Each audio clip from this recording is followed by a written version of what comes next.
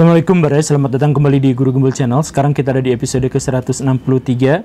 Kita sekarang akan membahas tentang salah satu narasi yang sangat penting dan wacana yang sering menjadi rebutan. Sekarang kita akan membahas tentang Pancasila, milik siapakah dia. Kita akan menggunakan pendekatan sejarah, kemudian filsafat dan psikologi untuk mengkaji apa yang sesungguhnya terjadi dalam Pancasila. Kenapa banyak orang yang mengklaim dan saling tuduh semuanya atas nama Pancasila. Yuk kita mulai.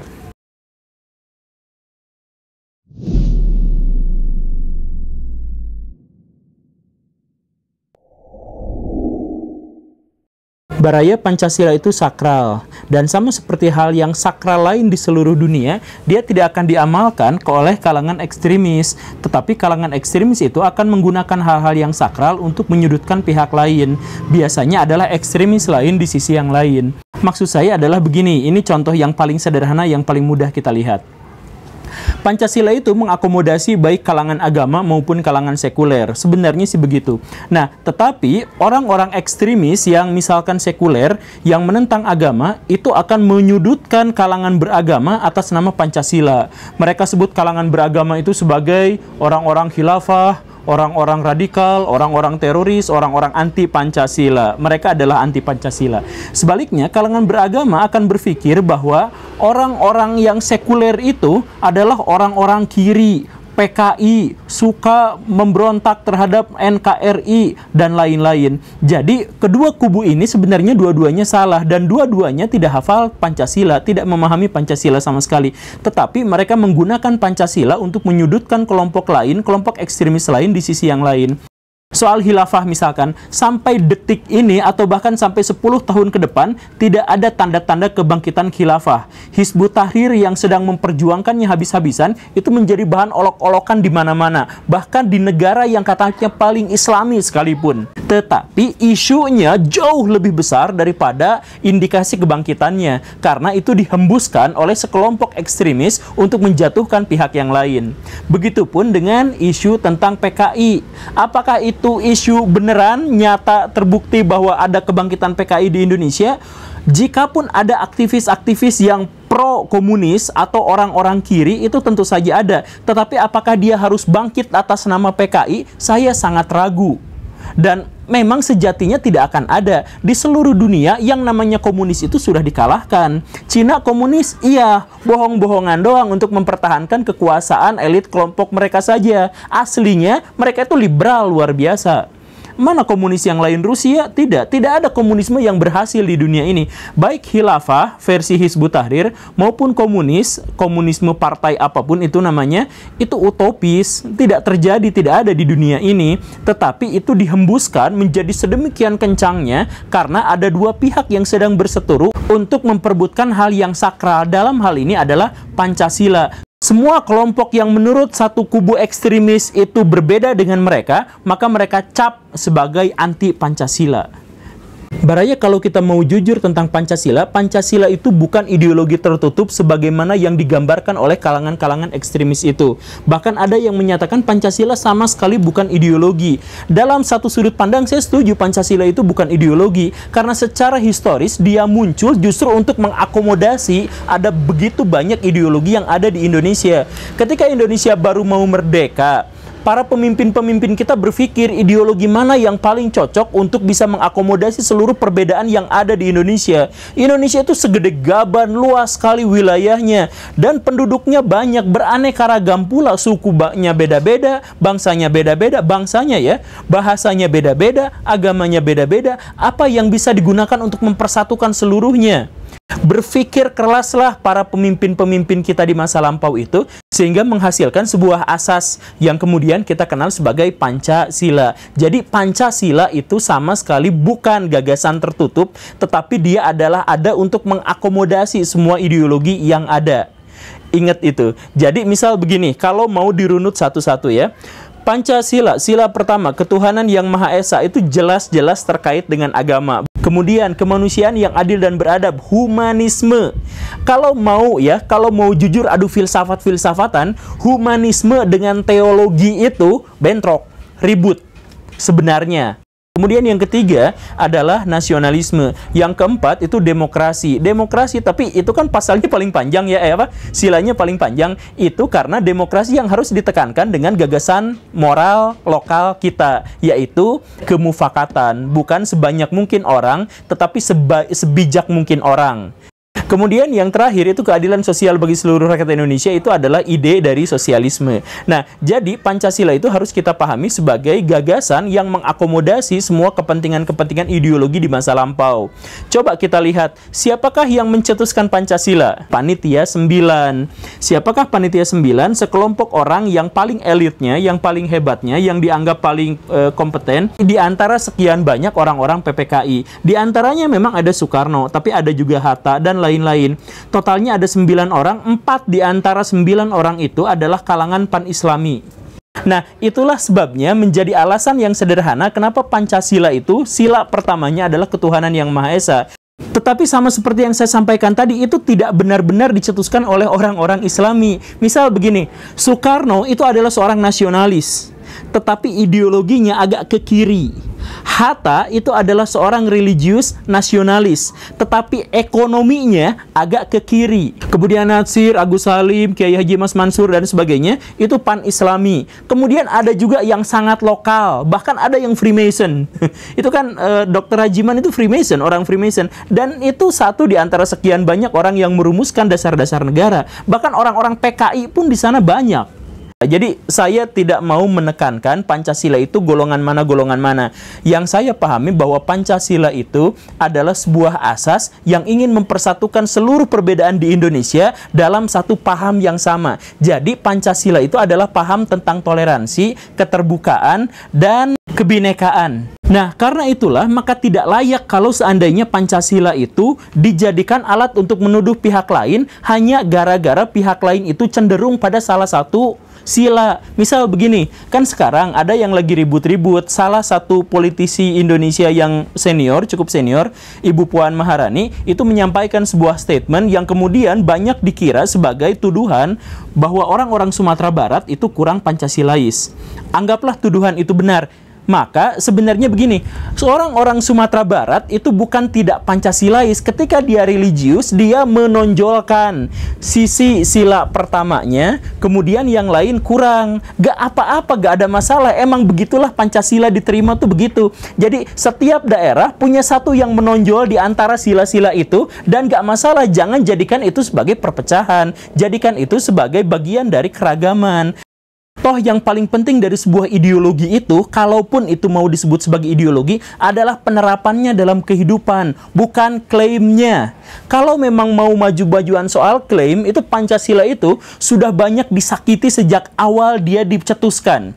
Misal begini Baraya, waktu awal dicetuskan yang saya bilang tadi oleh Panitia 9, yang 4 diantaranya mengusung gagasan tentang agama, tetapi tahun 50-an itu kalangan agama agak misah, dan yang sangat dekat dengan Pancasila itu adalah orang-orang komunis.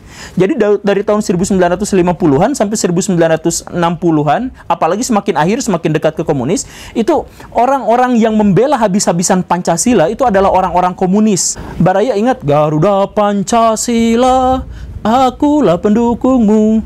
Kok suara saya gini ya? Nah, itu yang bikin itu adalah kader PKI. Di masa itu, memang tahun 50-an itu, orang-orang PKI akrab banget sama orang-orang nasionalis, menganggap bahwa mereka berdua itu sangat Pancasila, dan kalangan beragama itu agak kurang Pancasilais. Begitu. Karena apa? Karena yang saya bilang tadi itu, Pancasila yang awalnya sakral, kemudian menjadi klaim salah satu pihak ekstremis. Alih-alih diamalkan, alih-alih membangun kesejahteraan, keadilan sosial bagi seluruh, dan sebagainya, tidak ada yang seperti itu, tidak ada pengamalannya. Yang ada adalah klaim. Kan tahun itu misalkan Jawa saja yang dibangun, luar Jawa tidak dibangun. Keadilan sosial bagi seluruh rakyat Indonesianya mana? Tidak ada. Kemudian nanti muncul pemberontakan. Pemberontakan itu pemberontak kepada pemerintah, bukan kepada negara, tapi dianggap sebagai pemberontakan terhadap negara. Ini mana persatuan Indonesianya? Tidak ada pengamalan di situ, yang ada adalah klaim tentang siapa yang paling Pancasila dan siapa yang tidak. Kemudian ketika Orde Lama runtuh digantikan oleh Orde Baru mengklaim pula, kami yang paling Pancasila. Selama ini orang-orang Orde Lama sudah menghancurkan, menyelewengkan Pancasila. Maknanya dirusak, apanya dirusak. Maka kata Orde Baru, kami yang paling Pancasila. Maka Orde Baru bikin setiap sekolahan harus belajar P4. Setiap PNS dipaksa untuk belajar P4 dan sebagainya. Pokoknya semua hal terkait dengan Pancasila harus didoktrinkan. Pancasila yang semula adalah gagasan terbuka atau anggaplah ideologi terbuka berubah menjadi ideologi yang semi-fasis karena dia dipaksakan kepada semua orang. Dan ketika berdiri sebuah lembaga hukum misalkan, ketika berdiri yayasan, ketika berdiri apapun, itu harus menggunakan asas Pancasila karena Pancasila sudah menaungi semuanya. Nah, doktrin semacam inilah yang akhirnya merusak Pancasila sebagai gagasan terbuka berubah menjadi sebuah doktrin. Ketika Orde Baru kemudian lengser, digantilah oleh orang-orang reformasi. Orang-orang reformasi juga bilang bahwa Orde Baru itu menyelewengkan Pancasila. Inilah Pancasila yang sesungguhnya, diusunglah oleh reformasi. Sekarang Pancasila juga tetap menjadi dagangan politik, alih-alih menjadi ideologi pemersatu, malah menjadi konsep catut bebas. Saya mohon maaf, ini perspektif saya sendiri ya. Misal begini. Pemerintah kemarin-kemarin mencanangkan hari libur tanggal 1 Juni yang menyebut bahwa itu adalah hari lahirnya Pancasila. Kenapa pemerintah bikin 1 Juni? 1 Juni itu adalah Soekarno memperkenalkan yang namanya Pancasila.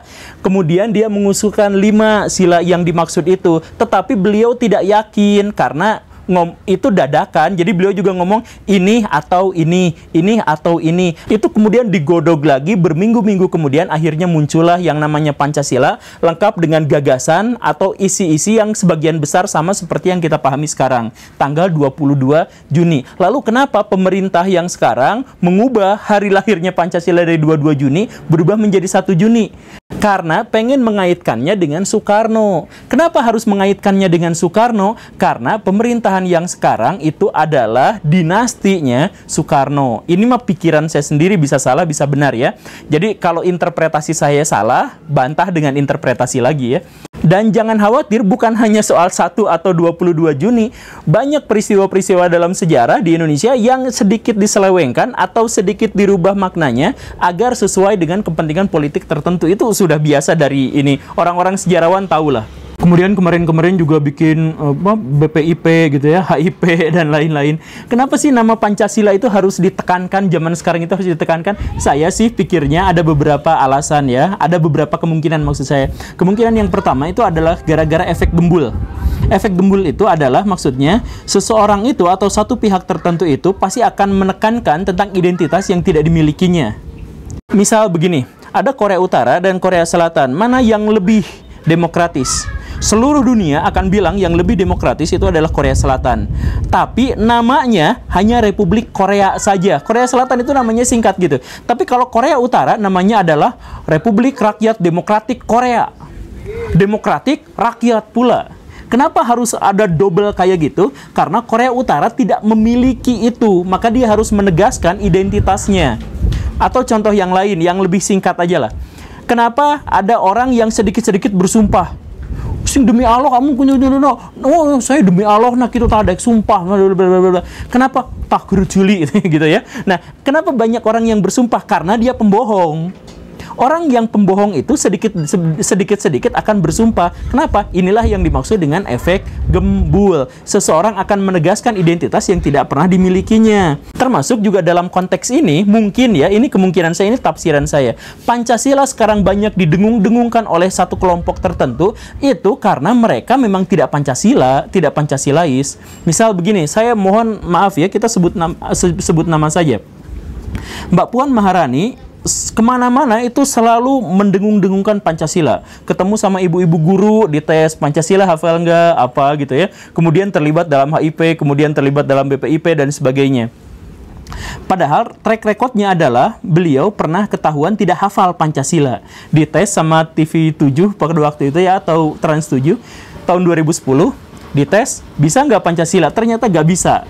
Dia mentok di sila ketiga. Nah, Karena dia mentok di sila ketiga, sekarang videonya sudah hapus, sudah tidak ada jejak digitalnya ya. Tapi Baraya pasti ingatlah, beberapa orang mungkin masih ingat ya. Beliau tidak hafal Pancasila. Nah, maka karena dia tidak hafal Pancasila, dia menekankan bahwa dirinya itu sangat Pancasilais. Demikian pun dengan misal, saya mohon maaf ya, mendiang ayahnya, Pak Taufik Kemas. Itu bahkan dengan teksnya pun dia nggak hafal.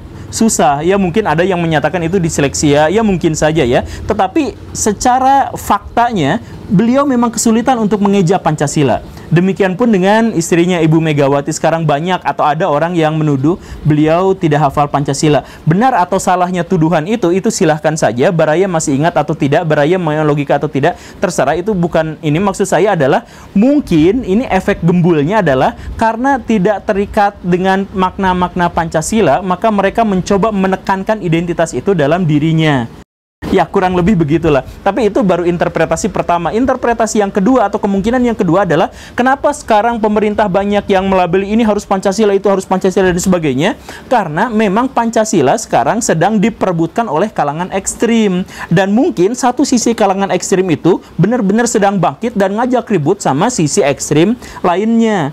Jadi lawan dari sisi ekstrim PDIP, katakanlah ya, itu adalah kalangan Islami. Kalangan Islami sekarang memang sedang menebar kemana-mana gitu ya. Radikalisme memang kemana-mana, terlihat dari data Komnas HAM misalkan ya, Wahid Institute dan lain sebagainya. Radikalisme menguat. Karena radikalisme menguat, jadi gini, kalau ekstremis satu itu menguat, maka itu akan memicu ekstremis di sisi lain juga akan menguat. Begitu. Itu mah pasti. Nah, karena dua-duanya sedang menguat dan bentrok, akhirnya Pancasila semuanya diperebutkan. Pancasila itu adalah ideologi pemersatu, ideologi keberagaman, ideologi kebinekaan. Jadi, daripada kita memelihara dua kutub ekstrim yang bertentangan ini, lebih baik kenapa enggak? Saya tanyanya gini, kenapa enggak? Kenapa Megawati nggak pernah kunjungan sama Habib Rizik, atau sebaliknya? Kenapa Habib Rizik nggak pernah kunjungan sama Megawati? Kenapa Habib Rizik pas ada di Arab Saudi yang berkunjung itu adalah kelompoknya saja? Pak Fadlizon, Pak Amin Rais. Kenapa hanya kelompok itunya saja? Kenapa nggak ada dari kelompok ininya saja? Begitupun sebaliknya, sisi ini hanya konsolidasi dengan ini aja terus. Tidak ada komunikasi politik di antara keduanya. Padahal kalau mereka benar-benar mau mengamalkan Pancasila, ajak dua-duanya, kita konsolidasi, kemudian kita konsiliasi nasional. Apa susahnya? Yang tidak mau ketemuan itu adalah ego. Jangan bilang bahwa ini demi rakyat kepentingan. Bukan kepentingan rakyat, itu kepentingan ego. Karena malu, karena takut, karena jijik, karena minder ketemu sama musuh, maka nggak mau. Padahal itu kalau bersatu, itu demi kebaikan bersama. Kenapa enggak rekonsiliasi yang terjadi? Misal kemarin ya, Pak Prabowo sama Pak Jokowi akhirnya bersatu ya, walaupun banyak juga kritiknya, tapi rekonsiliasi itu harus diacungi jempol.